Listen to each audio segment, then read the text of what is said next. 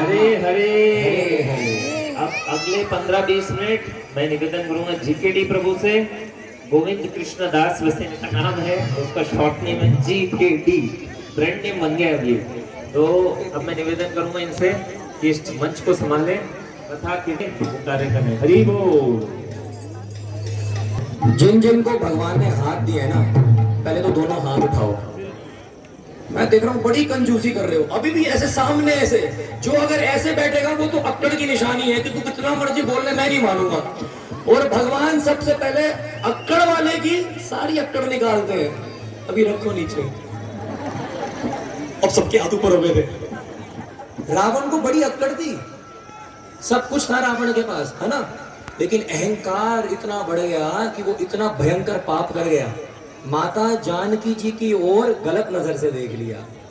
तो असुर की क्या पहचान है? जरूरी नहीं है कि असुर के 4 या 8 मुख होंगे, उसके 10 हाथ होंगे।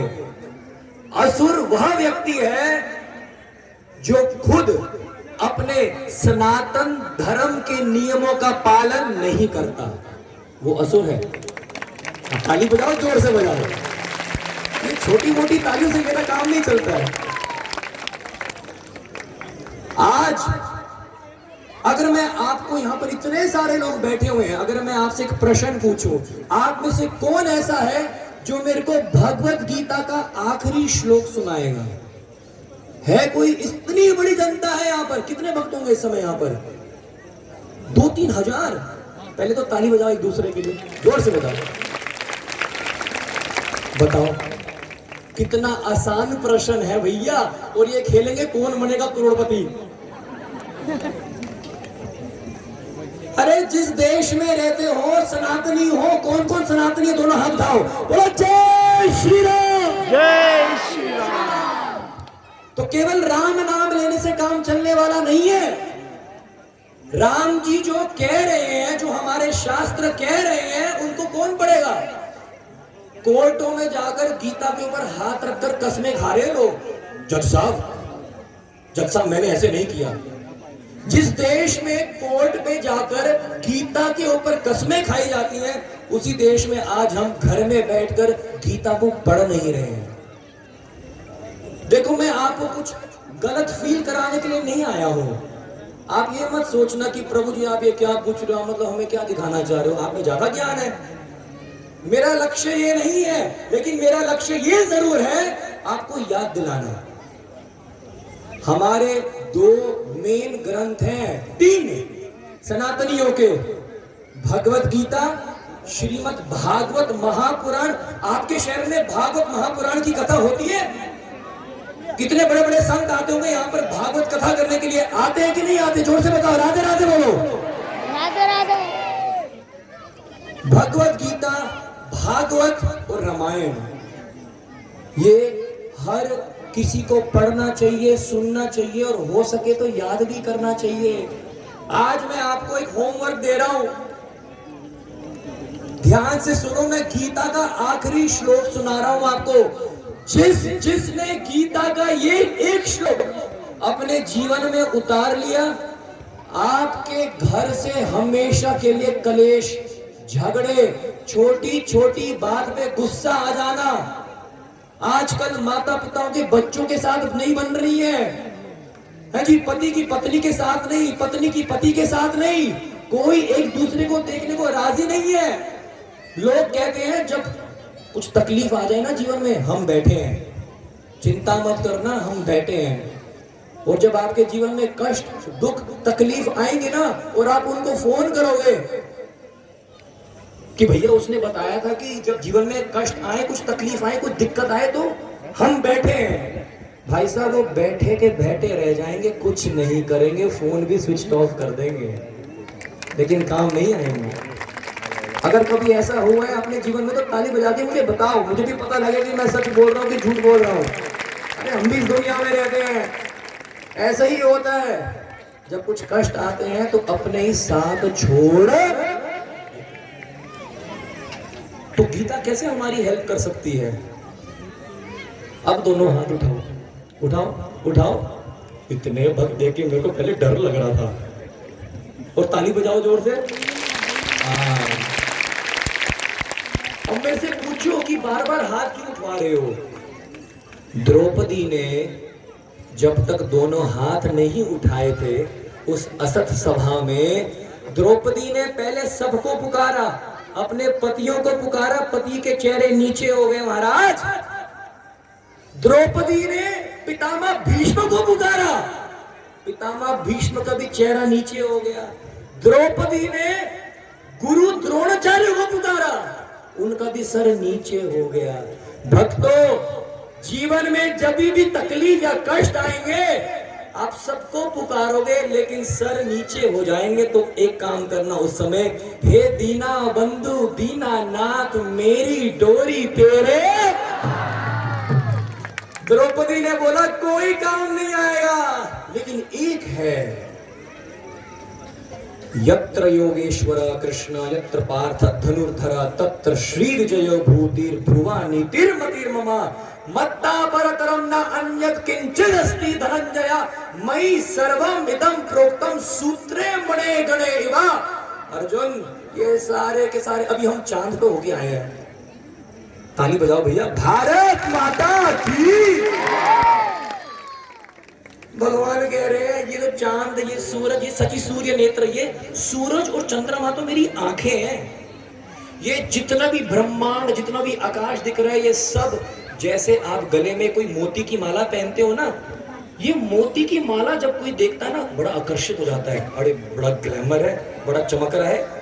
लेकिन उस मोती की माला से धागा निकाल जाओ, वो सारे मोती गिर जाएंगे। सही है कि नहीं है? मोती किस पे टिका हुआ है? धागे पे।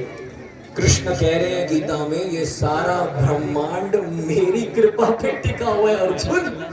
जहां मैंने अपनी नजर हटाई सब कुछ खत्म हो जाएगा। तो एक समय की बात, आपको एक छोटी सी कथा सुना दो। किसको सुननी है? बोलो हरि बोल, बोलो हरि बोल। सबको नहीं सुननी, जोर से बताओ, सुननी है? एक समय की बात है, द्रौपदी ने देखा कृष्ण की उंगली से थोड़ा सा क्या निकल रहा है, खून निकल रहा है, कट लग गया था। ठाकुर जी के लीला कर रहे थे, कृष्ण का तो विग्रह सच्चिदानंद है। तो जैसे ही द्रौपदी ने ये देखा तो उसने फटाफट अपनी साड़ी का एक मतलब पल्लू फाड़कर कृष्ण की उंगली को बांध दिया। ध्यान से सुनना भक्तों, अभी टर्न हो जाएगी पूरी कथा। उस समय कृष्ण मंद मंद मुस्कुराए, ओ तेरी मंद मंद मुस्कनिया रे, ओ तेरी मंद मंद मुस्कनिया रे, ओ बलिहार सावरे, ओ बलिहार सावरे। कृष्ण मंद मंद मुस्कुराए। कृष्ण ने कहा, द्रौपदी एक समय ऐसा आएगा तेरे को वस्त्र की जरूरत पड़ेगी। सुन रहे हो?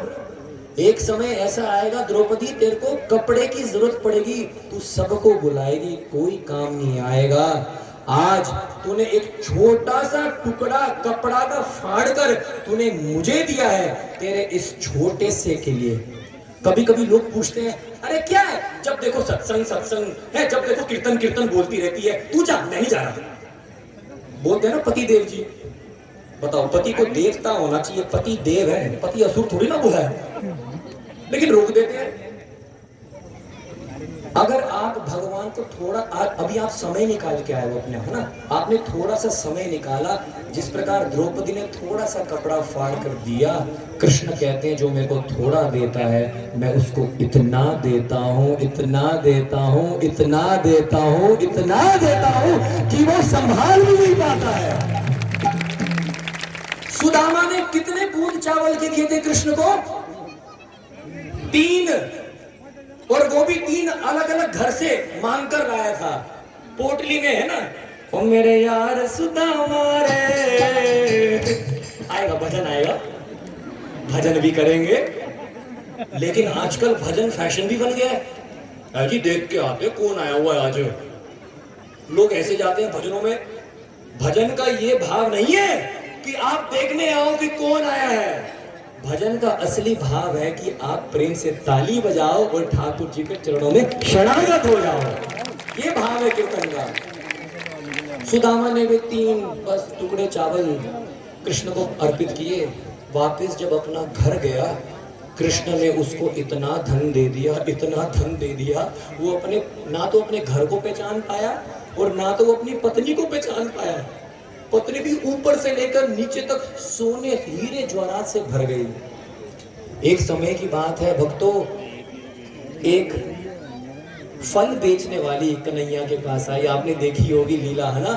वो डेली आती थी अपनी टोकरी उठा उठा के और कृष्ण बोलते थे मेरे को ये भी चाहिए, मेरे को वो भी दे दे, मेरे को ये भी दे दे। अब उसको सखी ने कभी ये नहीं सोचा कि कृष्ण मेरी सारी टोकरी खाली कर दे हैं और खा रहे हैं। आज हम मंदिर में जाते हैं और मंदिर में जाकर हम डिमांड करते हैं, प्रभु नौकरी दे दो। अच्छा प्रभु एक काम करो, छोकरी दे दो, कुछ तो मतलब नौकरी या छोकरी या ये दे दो, एक बिजनेस लगवा दो, एक दुकान और लगवा दो, ये करवा दो, ये करवा दो, ये करवा दो। भगवान से मांगने के लिए मंदिर जा रहे हैं। अरे भगवान से कुछ मांगना भी है तो भगवान को ही मांग लो, है ना? जब भगवान को ही मांग लोगे तो सब कुछ मिल जाएगा। ये छोटी छोटी चीजें मांगने की जरूरत नहीं है। दोनों हाथ उठा के बोलो हरे कृष्णा। हरे कृष्णा। तो सखी ने ये नहीं सोचा कि कन्हैया ने मेरे सारे फल की टोकरी खाली कर दी, सब दे दे, खा ले, खा ले मेरा कन्हैया, मेरा गोविंद, मेरा माधव, मेरा केशव, खा जा। वापिस जब घर गई, अपनी टोकरी उतारी, उस टोकरी में हीरे जवाहरात सोने भरे पड़े। तो भक्तों अभी हम कीर्तन प्रारंभ करने जा रहे हैं। आप अपना थोड़ा सा देना, क्या दे सकते हो आप भगवान को? कुछ नहीं। किसकी औकात है कि वो भगवान को कुछ दे दे? है किसी की औकात इतनी कि वो भगवान को देगा?